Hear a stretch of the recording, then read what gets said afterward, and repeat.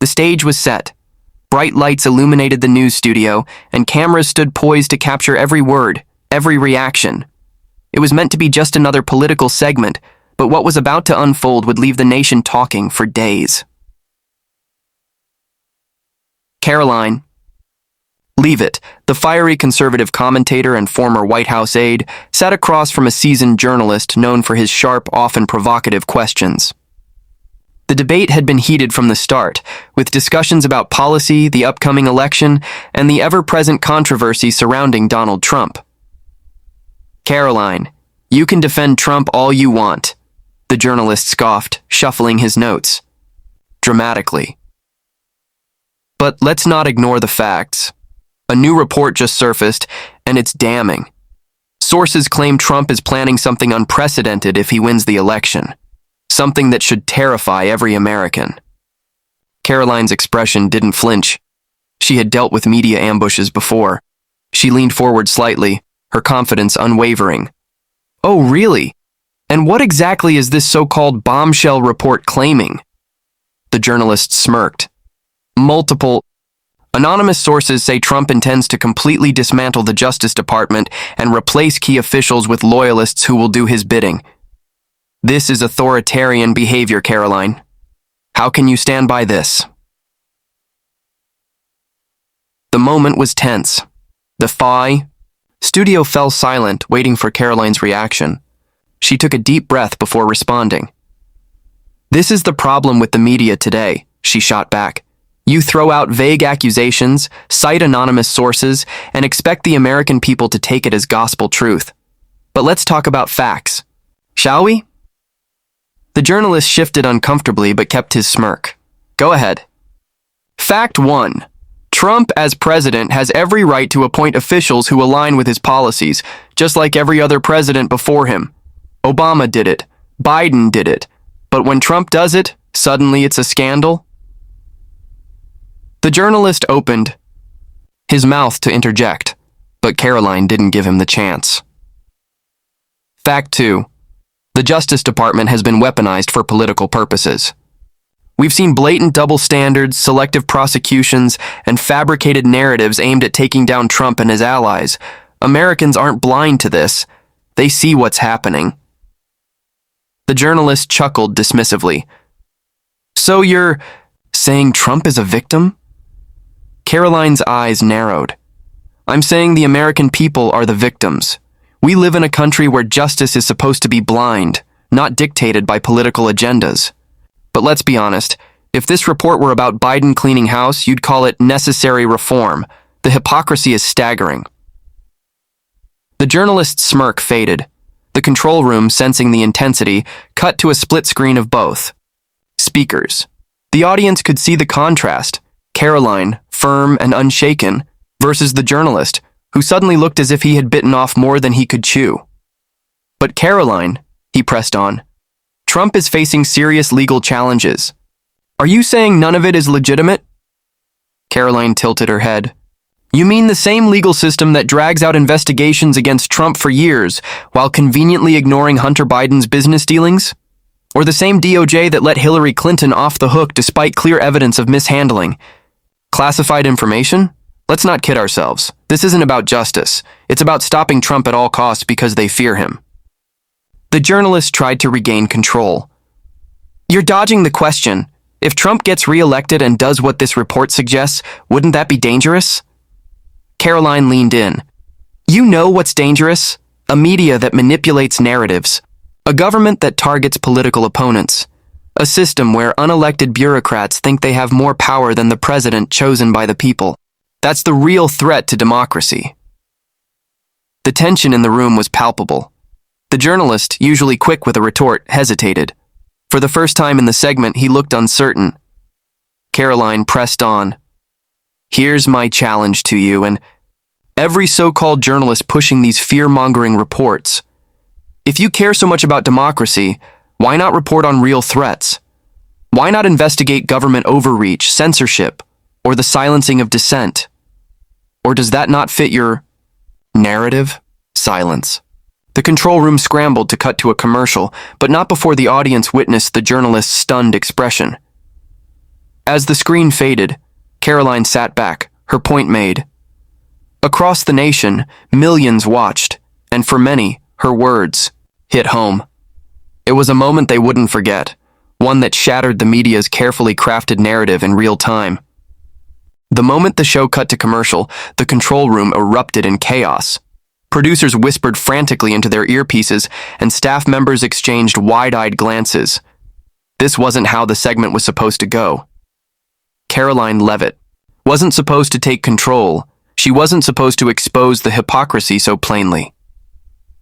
The journalist leaned back in his chair, exhaling sharply.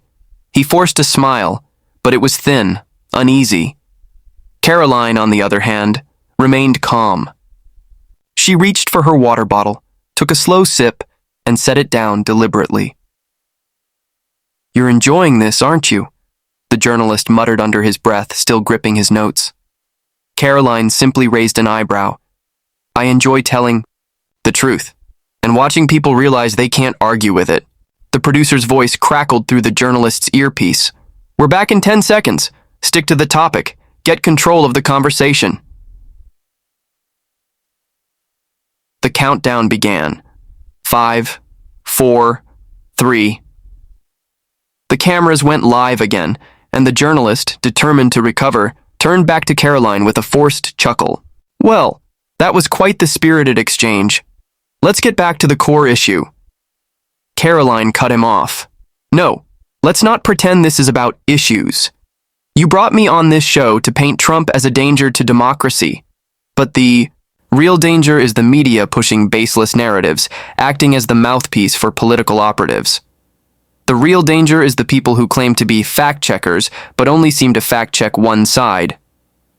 The journalist's smile wavered. "We are simply reporting—" Karoline shook her head. "No, you're spinning, and Americans are tired of it. You act shocked when Trump talks about draining the swamp, but then you spend every waking moment proving exactly why it needs to be drained." The audience watching at home could feel the power shift. The journalist was losing ground, and the tension was building. Trying a different approach, he leaned forward. "Karoline, if Trump really is the outsider, if he really is the victim of a political witch hunt, then why do so many officials, even some Republicans, distance themselves from him?" Karoline let out a dry laugh. "Oh, you mean the career politicians who spent decades cozying up to Washington elites? The same Republicans who promised voters one thing and did another? Let me guess, you think Liz Cheney and Adam Kinzinger represent the real conservatives?" The journalist hesitated. "I think they—" Karoline smirked. "They're sellouts, and the American people know it." The journalist shifted in his chair. He could see where this was going, and he didn't like it, but Karoline wasn't finished. "The real divide isn't Republican versus Democrat. It's the elites versus everyday Americans. The people in this country are sick of being lied to. They're sick of seeing their values mocked, their jobs outsourced, their voices silenced. And that's exactly why Trump still has overwhelming support, because he speaks for the people the establishment abandoned." The journalist tried to regain footing. "But Karoline, Trump's rhetoric is divisive." She shot him a pointed look. "Oh, you mean divisive like when Hillary Clinton called millions of Americans deplorables? Or when Biden called Trump supporters threats to democracy? Spare me the outrage." The journalist's lips pressed into a thin line. He had walked into his own trap. A silence hung in the air for a moment. Then, Karoline delivered the final blow. "You can push your anonymous sources and your bombshell reports all you want. But here's the truth. Americans aren't falling for it anymore. They see the manipulation. They see the double standards. And they're done listening to people who think they're too stupid to notice." The journalist swallowed. The segment was supposed to expose Trump. Instead, it exposed everything wrong with the media itself. In the control room, the producer threw up his hands. "Cut to break. Now." The screen faded to black, but the damage was done. Across the country, people weren't talking about the bombshell report. They were talking about Karoline Leavitt, because she had just changed the conversation entirely. The second the cameras cut, the air in the studio turned electric. The journalist exhaled sharply, peeling off his earpiece as he shot a glance toward the control room. The crew was scrambling, whispering furiously among themselves. This wasn't the segment they had planned. Karoline Leavitt had not only sidestepped their setup, she had completely flipped the script. Karoline sat back, calm and composed. She wasn't new to this game. The mainstream media had tried for years to silence voices like hers, but they had underestimated the power of the truth. The journalist rubbed his temples before turning to her with forced politeness. "I have to admit, you're good at this." Karoline smirked. "I don't play games. That's why it rattles people like you." A producer rushed over, headset still on, whispering something to the journalist. He listened, nodded, and then turned back to Karoline. "We're being told to extend the segment. The network wants to give us 5 more minutes." Karoline wasn't surprised. They had lost control, and now they were scrambling to regain it. The best way to do that? Keep her talking, hoping she'd make a misstep. "Fine by me," she said, crossing her arms. "Let's finish this." The cameras rolled again. The journalist straightened his posture and plastered on a confident smile, but Karoline could see right through it. "We're back," he announced, his tone a little too upbeat. "And we're continuing our discussion with Karoline Leavitt. Now, Karoline, you've spent this segment defending Trump, calling out the media, and rejecting reports from reputable sources." Karoline cut in, tilting her head. "Reputable? You mean the same media that peddled the Russia collusion hoax for years? The same outlets that claimed Hunter Biden's laptop was Russian disinformation, only for it to be confirmed as real long after it mattered? Forgive me if I don't trust their so-called sources." The journalist's jaw tensed, but he pushed forward. "Then let me ask you this. If Trump is reelected, do you honestly believe he will bring the country together? Or will he divide it further?" Karoline didn't hesitate. Trump didn't divide America. The media did. Politicians did. The Washington elite did. They've spent years calling conservatives extremists, silencing dissent, and demonizing half the country. And then they have the audacity to act shocked when people fight back? The journalist tried to interject, but she wasn't done. "You know what really unites Americans? Leadership that puts them first, policies that rebuild our economy, secure our borders, and protect our freedoms. That's why people supported Trump in 2016, and that's why they'll support him again." The journalist forced a chuckle. "You make it sound so simple." Karoline's expression turned serious. "Because it is. But people like you don't want to admit that, because if Americans start thinking for themselves, your entire industry loses its power." The silence that followed was deafening. The journalist opened his mouth, but no words came out. The high-eyed producer frantically waved from the control room. There was nothing left to salvage. Finally, the journalist cleared his throat. "Karoline, I appreciate the passion you bring to these discussions. I'm sure our viewers will have plenty to say about this." Karoline smirked. "They always do." And with that, the segment ended. As the credits rolled, Karoline stood, grabbing her things as crew members avoided eye contact. The journalist, still seated, let out a breath and muttered under his breath, "Well, that didn't go as planned."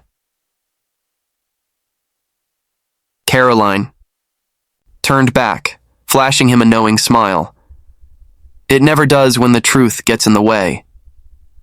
She walked off the set, leaving the studio in stunned silence. But outside, across America, millions of viewers had just witnessed something rare. Someone standing up to the media and refusing to back down. And for many, it was a moment they wouldn't. As Karoline stepped out of the studio, she could feel the eyes of the staff lingering on her. Some glared in frustration, others looked intrigued, as if they were seeing something they hadn't expected. The mainstream media thrived on controlling narratives, but she had just ripped their script to shreds. Her phone buzzed in her purse. She pulled it out to see her notifications exploding. Texts, emails, social media mentions. Her words were already spreading like wildfire. A message from a friend read, "You just destroyed him. The internet is loving this." Another from a political colleague. "They thought they could ambush you. Bad idea." Karoline smirked as she walked toward the exit. She knew this moment would resonate. The American people weren't fooled anymore. They were tired of the media's selective outrage, tired of the elite acting as though they alone dictated the truth. As she stepped outside, a group of reporters from various networks rushed toward her. Cameras flashed, microphones extended. "Karoline! Do you stand by what you said on air?" one shouted.